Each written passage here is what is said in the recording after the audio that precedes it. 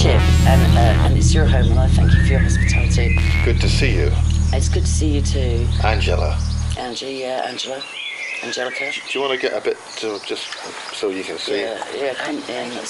And so I give you override editing. You can just delete this at the end if you're not comfortable. But I just want to have a precious connection, the three of us. This is good. Chatting.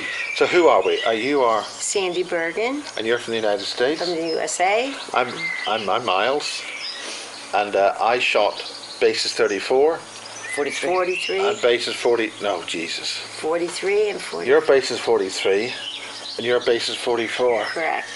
Nothing like knowing what you're doing. Okay. And it's wonderful to meet you. Last time we met was in Ireland. Yeah. And Eland du Sud. Mm-hmm. And we met at AV6. Correct. Amazing. Mm-hmm. Okay, well, it's your show. I'm interested. I'll definitely want to talk to you more, and we will connect more. I'm interested, Miles. First of all, I'm working for Hampstead Research, unpaid, like so many of us. But I'm working for them, so I am interested in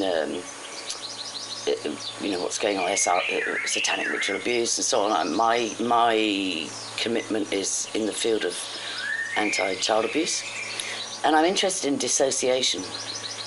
And I'm interested also because Northern Ireland keeps coming up. Oh, yeah.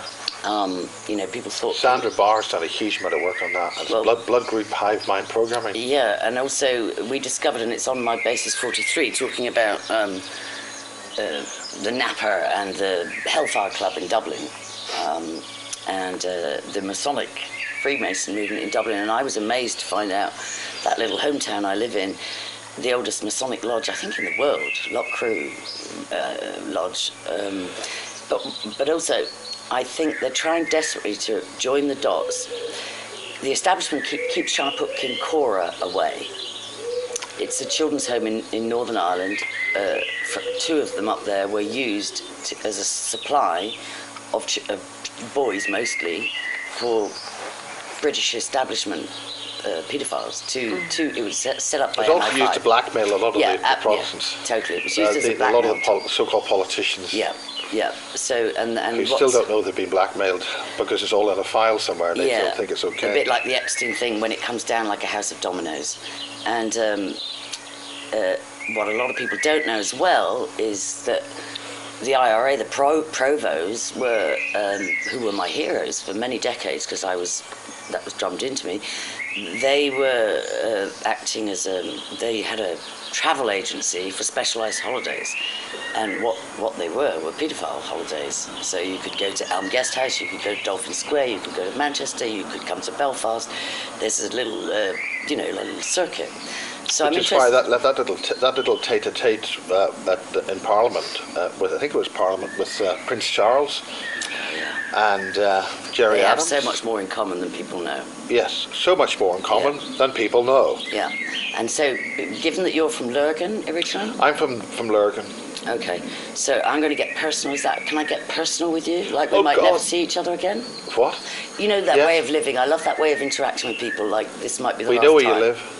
No, not that kind. I love interacting with people like this might be the last quality conversation we have, so let's make it count. Yes. So, and then you can, if you don't like it, you can just delete or take your chip. So I'm going to ask you some stuff because I notice in you that you dissociate sometimes. I don't do that, do I? I probably do. And I notice with you also you have blocks with, people's names and so on. Yeah. And I demonstrated that on the introduction to beautifully. I demonstrated that here with Arabella. Or Anna. The name has changed many times this week. But it's interesting because it's reminding you of something. That's why I think, because there's a... Well, there is an Anna, that's the trouble.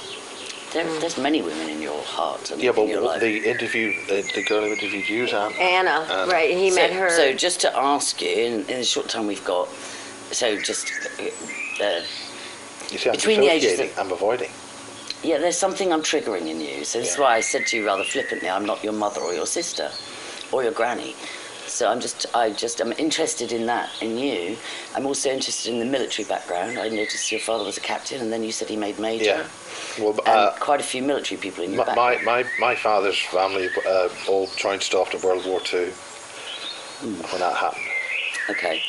And did you go to private boarding school? I went to private boarding school, and I did a lot of things. At Campbell College.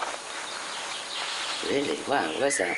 Campbell College is a market school for very important people such as me in Northern Ireland, and near the foothills, just beside Stormont. Yeah. In Belfast. Okay. On the Newton Ards Road. Okay. Near Belmont. So Bellevue or something. And did you go there at the age of 8? No, my younger brother did, and I think that caused a lot of trouble because he was bumped up 2 years. He was so bright, they actually pushed him 2 years ahead, right into the disaster. But I went there, I think maybe 10. 10. And came out at 18? That was a prep school. Was 10, you went to prep school and then went on to do the old A levels, as we call them. Where did you go to secondary or higher or grammar? Where did you go? Well, I'm also grammar. The Campbell College was the school. Oh, so it went all the way up. The Campbell College was the main school, but the prep school for that was Cabin Hill. Okay. And you went there? Boarding schools. Did you board? I boarded. From 10? Yeah. And it was this. So did you go to prep school? I went to Kings Park Primary School. That wasn't boarding? That was that was just a... So you only boarded second school and your brother boarded from younger? Well, no, I boarded from the prep school up to Campbell. Wow. Cabin Hill and then Campbell. Is it beginning to sparkle with rain here? Okay, so I just want to ask you to bottom line it for now, and we can continue this. Between 4 and 7, can you think of anything that any influential female in your life did that made you rage? Was there a matron? Was your mother strong and domineering? No, my parents had terrible rows. Okay, good. So you were living in conflict at home? Very much so. Okay, got it. And extremely distressing. If you had to bottom line it, give me one incident, the most distressing for you, between 4 and 7, while you still lived at home. I think I was very frustrated. I started setting fire to things and smashing toys. Okay, good.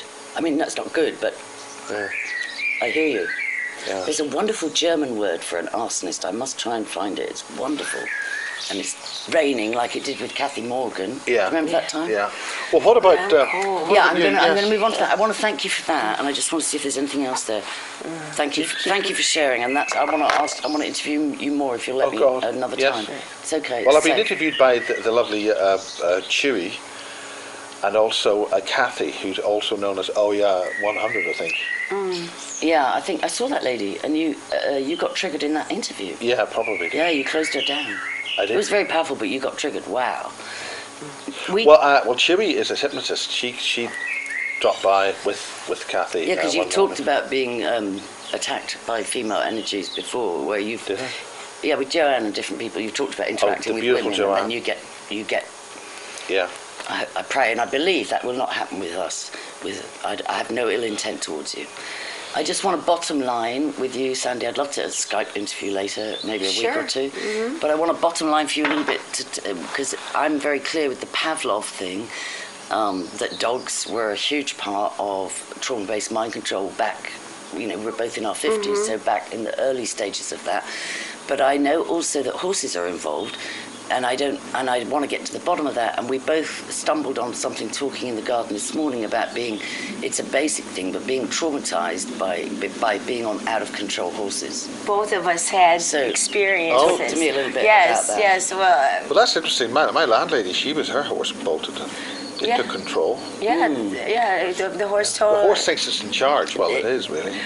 Well, it turned out that I had decided I wanted horseback riding lessons, and I invited my parents, and it turned out the parents of my first cousins were there, and we had ridden through the woods and went into an opening, and we were out in an open field, and my horse just started bolting.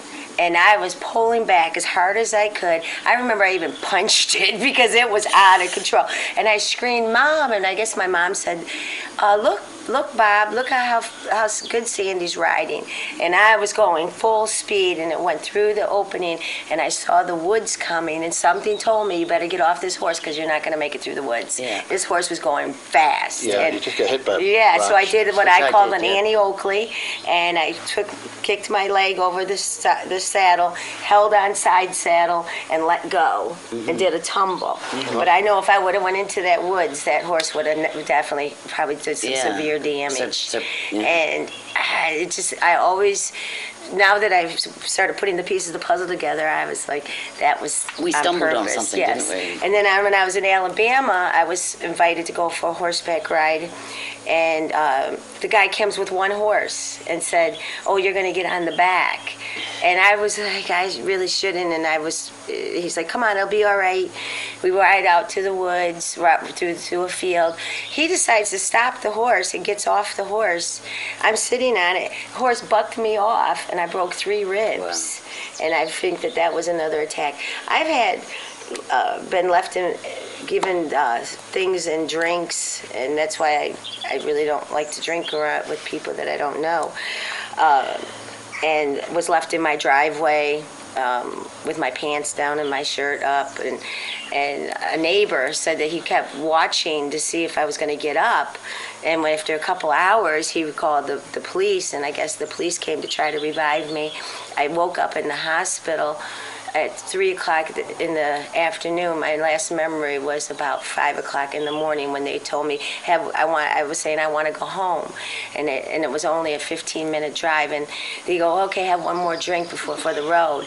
And I'm positive that they put something in that drink because I had no recollection of I remember stepping out into the car and then... The drugging is huge. That's what I've kept been me drugged. asleep for decades, because I thought by an act of my will I could remember stuff, and when I couldn't... You can't. And nobody had, and it hadn't clicked with me that you won't remember that unless you've gone to hypnosis or whatever, or by revelation because you were drugged. And then I knew, okay, right, that makes sense. But I just want to, because we're short for time, this is definitely just a taster with both of you.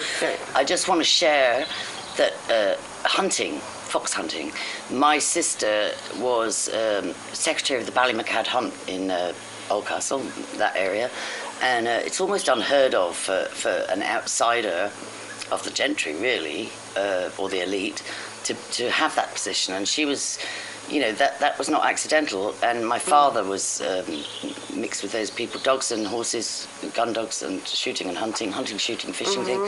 And one of the rituals they do, I only went hunting 3 times and we didn't catch a fox. And then I didn't like it anymore. Point to point? No, it was hunting. I did, yeah, that's different again. Still trauma. Stag hunting. But I just want to end on, and this is a taster for a future one. There's a thing they do where the first time a fox is killed on your hunt, you're blooded, which is they cut the fox's brush tail off. This is so horrible. And they daub the blood on your face. And you can be 13, you can be like a youngster, and that's called blooding, and that's initiating you into the blood sport of fox hunting. My sister's no longer secretary of the hunt. She did do maybe 20 years, which she's younger than my baby sister. But there's aspects that I realise now, there's aspects of ritual abuse in that. And we've run out of time, and thank you so much. It's beginning to rain. And it's raining, as in all good bases. And it's such a pleasure. And it's been a joy. Both of you. Good to have you two so girls much. here. And you've shared your home and let us this is the start of this is the very terrorise first your use. space. We haven't broken anything. Yeah. We haven't broken anything. No. You discern me as a naughty girl. You're like, do not break this 1,000-pound light, and do not do the toilet like that. It shuts on its own. It's just the toilet seats. I know. They go down. I know. I feel klutzy, but I'm not klutzy. Only if I'm triggered. The bath thing. Yeah, the bath. I had a great bath. I didn't break anything. Yeah, no, it's just I pushed it down, but I you did thought it you were wrong. saying that Yeah. broke the mechanism. I can break stuff when I'm triggered. The day after I didn't touch it my again. first bath, and I broke it. But I wish you no ill intent. But I did steal your chocolate and a beer. No, beer's all right. No, I'm well, kidding. technically speaking, if chocolate is abandoned by its It was owners, Sandy's. then it's free. It's free. She forgave me. Anyway, If chocolate Thank is you. placed in a was in a open. container It was and half it's eaten. locked away, It was half eaten. yeah, then that's theft. But if it's abandoned, No, I'm only lying teasing. around like in a fridge, I and know. when you open the door, it's Yeah. sitting there looking at you. You guys were at the pub, I was going to bed. That's game. And I That's found okay. chocolate. That's yeah. perfectly okay. But I do thank That's you. technically abandoning But actually, chocolate. to let somebody in your precious space, I'm very grateful. Oh, my precious space. No, come on. You've got tens of thousands of pounds worth of equipment here. This is No, your I've sanctuary. got second-hand junk here. Yeah. No interest here. Move along. Take the next house. So, Cut, God, cut this sorry. out. Right, cut this edit. out. No, You make don't. sure you Thank cut you. that It's out. not thousands, it's millions. Angels protect. There's a Right, home. we're now talking shite, and you have to I go and know. get a train and a plane. Yeah. Okay, Blessings. so, I'll come and say. Trains, Shall I come and planes. say goodbye?